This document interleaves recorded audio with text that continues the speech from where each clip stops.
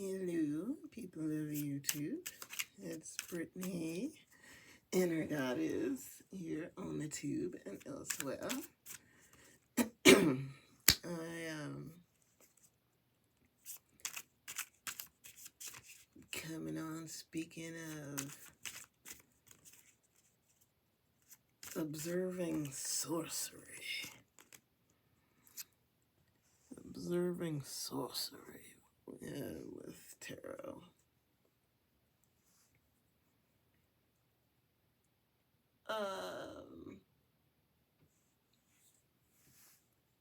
More common than I think any other card, the Queen of Wands tends to be the one that people call the witchy woo. Some will say High Priestess maybe also, but generally speaking, people say the Queen of Wands is the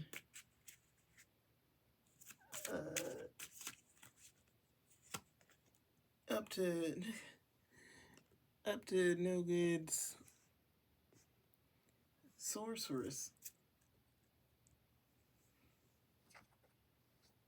But here's what I'm going to say. I'm going to say that one, any of the queens could be. Two, also occasionally, people will say the magician too. But because so many people manifest with tarot or might experience times where like you're really trying to institute change in your life, you're gonna see the magician as positive. You're gonna be like, oh yeah, that's good to see that I that I too could be a magician, or that I too have the support of the magician. Hooray! Huzzah! That Queen of Wands there, worst behavior, she's a sorceress. On her good behavior, she might be excellent around the wands. She's got some good wand play. But I don't have to pull the specific cards to talk through these queens. That a Queen of Swords could do her sorcery by words or mental magic. That could be words as in speaking over somebody or a situation, writing it down. Maybe she's an affirmations type witchy woo, manifester. Queen of Cups could be one that changes situations by changing the way she feels about it. People might call her delusional or living in her own world. It's just like, oh, you think things are the way that you see them. Well, because things are the way that she sees them. Her world is her world. What are you going to do? Jump into her body and experience it her way? Like, what are you going to do? So she's decided, so it is what it is. You can be a part of her world, or you can be on the outside of it, mad. And guaranteed, the Queen of Cups, if you're not a part of her world, you're going to want to be as far away from it as possible if you're excluded. Because the thing is, she can be not so friendly. Any of the queens can be not so friendly. Queen of Pentacles. It's like, that harmless woman, her. No. Her magic is what people consider real. They don't consider it just some mysterious kind of thing, because you know that if you put certain like herbs do certain things, different herbs do different things.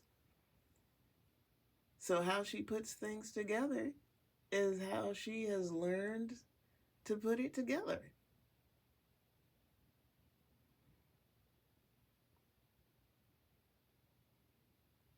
Her accoutrements, the things that she has accumulated around her, all serve a purpose. Now, she's a queen, so it'll look good whether you like it or not. It might not be your style or your taste.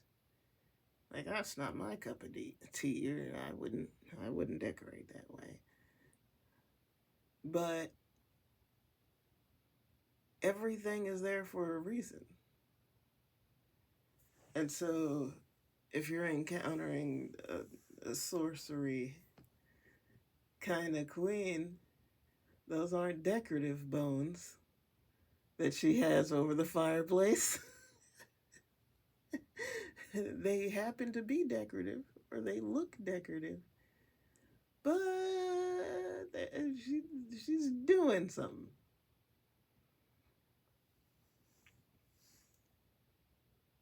Her clothes, the colors she wears, the way she layers her clothing, whether she makes her clothes or she picks them out. Purpose, meaning.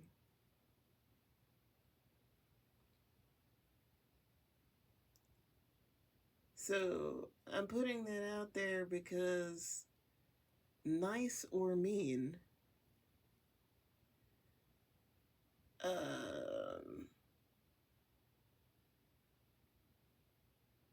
protective or defensive, it depends on how you see things or where you're at. You want, if you are in the camp of a magical woman, you definitely want to know that she can defend, and you want to know how far the distance is, what kind of radius do you have of defense.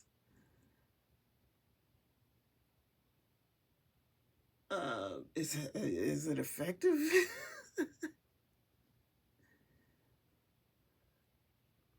But again, amongst the sorceress types, if you're identifying that,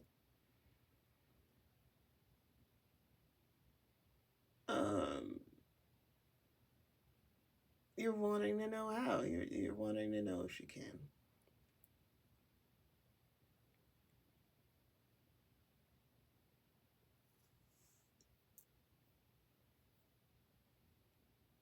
The truth of the queen's defense is calling.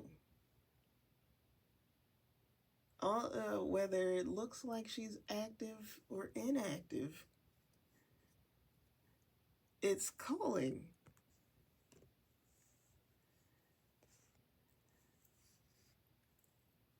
We easily can look at the kings and it's just like, okay, like you'll see a king defending the turf. Um, in some sort of way.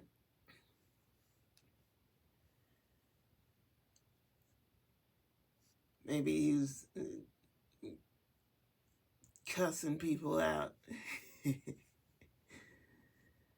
Maybe he's setting up traps for people to fall into. Maybe he fights. You see him box folks in the face by and by. Um, a cup king is just as mysterious as a cup queen because it looks like maybe they're not active or whatever. But just like one of those things about like looking into water, you're looking at a still lake, but your image is distorted, and if you touch it, it's really really distorted, disturbing the water disturbs your image. And that's a defense. Because people cause themselves all manner of confusion by disturbing somebody peaceful. People often presume that anybody upset would respond the way that they would respond, or the way that they've seen other people respond. Like, oh yeah, a mad person looks like this. A mad person behaves like that. Or if you do this, the person will do that. But where does the history come from? The history comes from what has been seen before. As I was just chit-chatting about in the previous video, uncharted territory, someone has to chart it. So there's two things that could possibly occur why there's no map. There could be no map because who was gone before dusted the tracks over and didn't want anyone to know the trail or know follow behind them. Other thing is they didn't survive. That's an option. There are no survivors, so there's no one to tell the story or make the map. Or you're going into uncharted land. And as we're talking about sorcery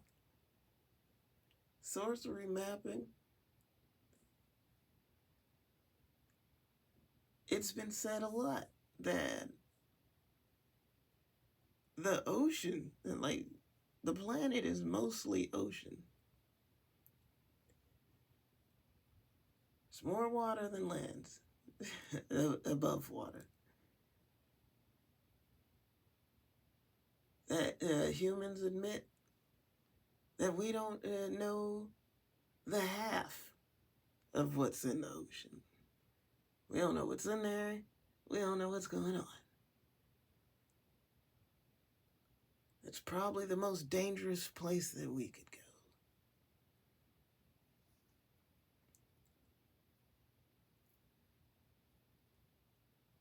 So someone has to not only go in, but like go in, be brave, possibly cause a disturbance, live to tell the story, and chart a map if they're so inclined. If they're an explorer committed to aiding humanity. The other thing about map charters is that some people suck at map drawing. So you gotta hope that if there's an adventurer that has gone, disturbed the peace, and survived, that they're willing and able to make a map.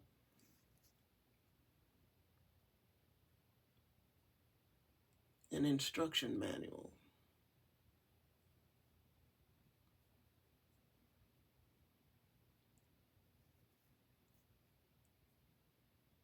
So, as I have been prattling about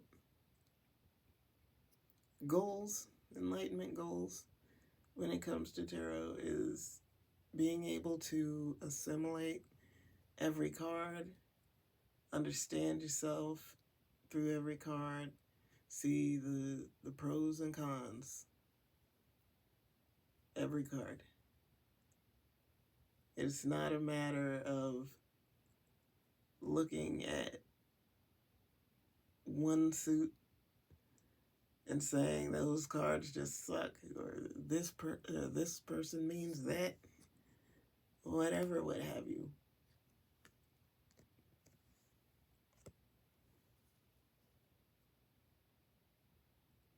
And this is understanding.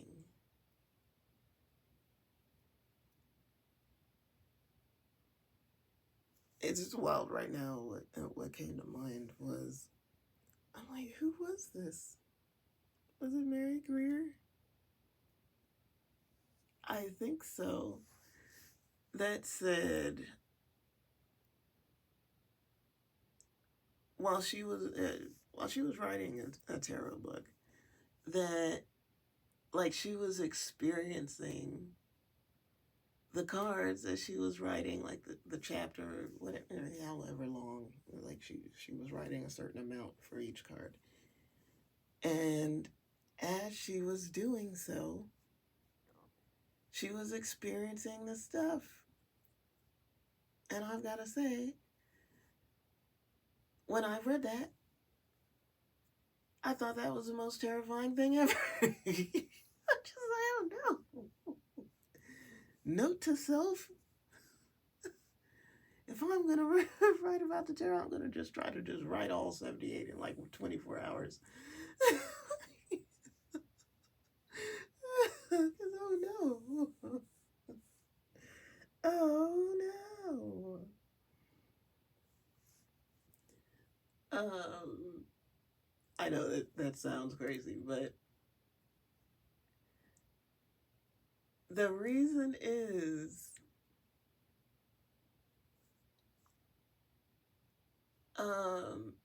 people have said like it's not enough for like one lifetime of tarot reading. Like, in all likelihood, if you're into tarot, you've been into the mysteries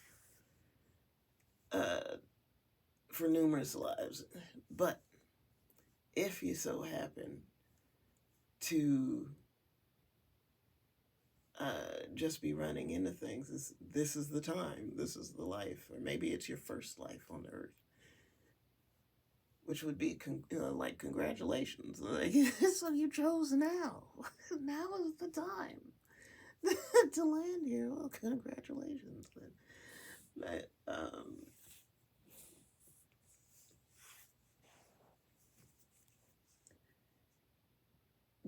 going through the cards, you can spend a lot of time and still witness new things. have information come through differently or witness another meaning. People that work with runes see that all the time. It's funny, not funny. um, but runes, it's super loud. I don't know.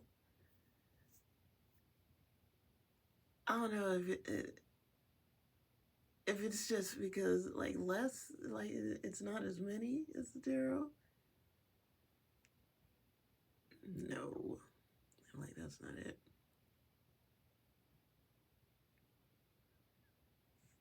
Um,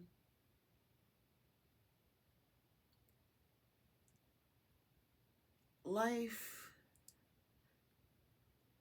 life enjoys surprises.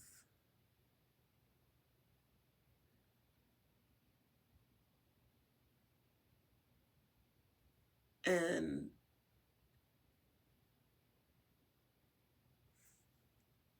it's kind of easy to surprise when people think that something can only mean da da da da da. And so all you have to do is be aware of the list of potentials that humanity is aware of to do one more thing. Like, that's it. That's why.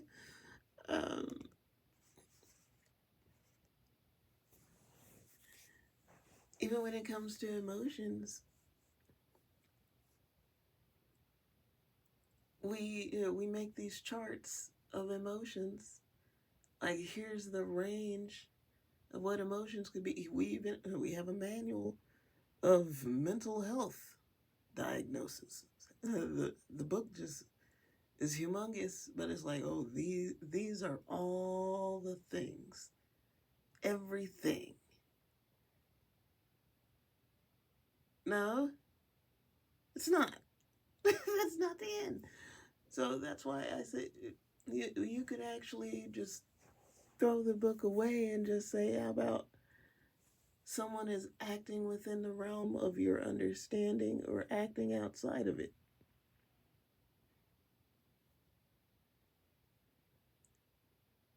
And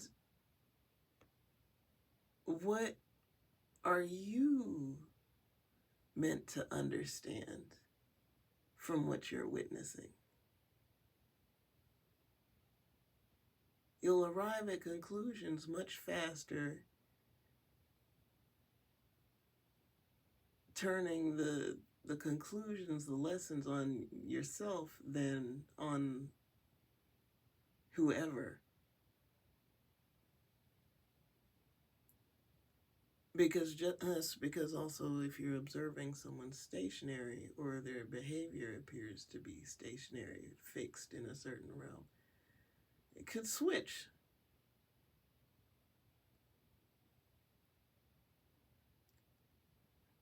But if the focus is on what is your response, how do you feel, what do you think, yeah, conclusions are much faster,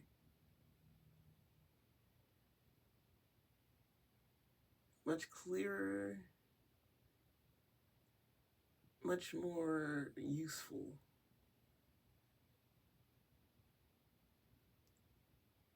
The labeling of such and whatnot is only an occupation for map makers, exploratory, adventurous souls.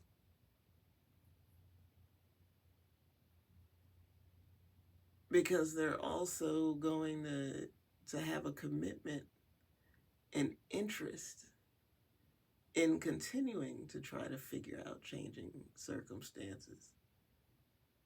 Like there was a person that first witnessed quicksand, a person that first witnessed a swamp and named it a swamp.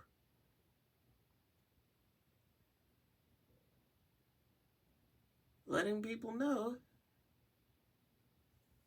that, hey, you could find yourself stuck out here. get stuck in a swamp. Here's some tips for how to navigate quicksand or a swamp, but would not recommend unless you too are adventurous, are going to heed these tips, and you're also in the frame of mind of being able to figure out things quickly, like on your feet, on the ready. If you're relying only on what's been said already, if anything new, anything unexpected or uncharted comes up, you're going to be out of luck.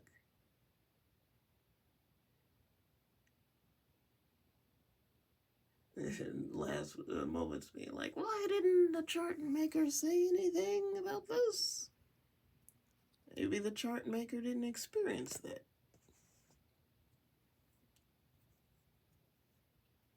So how could they tell you?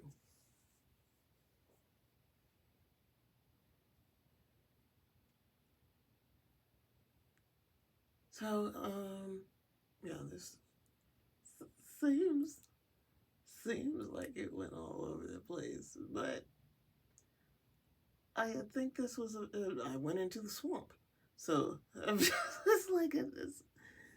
This was actually a straight meandering. It was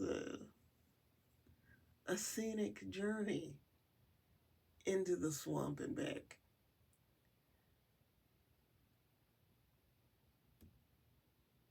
Map charting is for the adventurous. If you know you're not adventurous, you don't, not too good, or don't like coming up with different solutions to new or unexplained circumstances, then you stay in a spot where you can just observe. Look at how times have occurred where there's people that go on adventures with a GoPro. We've got cell phones, cameras. You've got all sorts of stuff to record where you can just stay in what you consider a safe space, or whatever, a safe distance from the danger potentially, and just look. There's more books than ever before, where even if you read a lot of books, there is no possible way that you're going to read every book. Can you believe that there was a time on the planet Earth where you could read every book?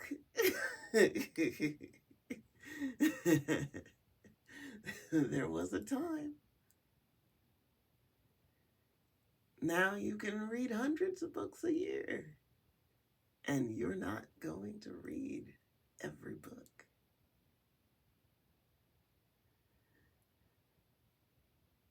So don't stress yourself out. You might read more than everyone around you. You might be the most voracious reader known to man, and get into uncharted territory and set a record for the most books read by one human being. But do what you enjoy. Do what you like, follow your passion, because if you miserably do some stuff, not only is there a risk to yourself, but also at your tombstone, people are gonna wonder what you did that for. what did you do that for? You didn't have to do that. Why? Your answer better be because it's what I wanted to do. Because I enjoyed it. Right. Because I like it. I thought I was going to enjoy myself or whatever. I wouldn't have chose to do it any other way. Well, all right then. Yeah. I think, yeah, that about covers it. I started out with figuring out the identifying sorcery in the tarot. Yeah, anybody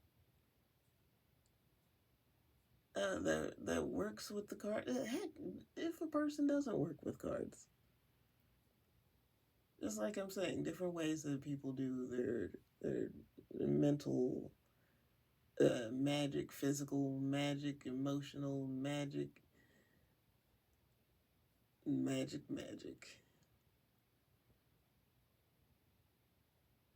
You find your ways, and a lot of identifying it has to do with elements.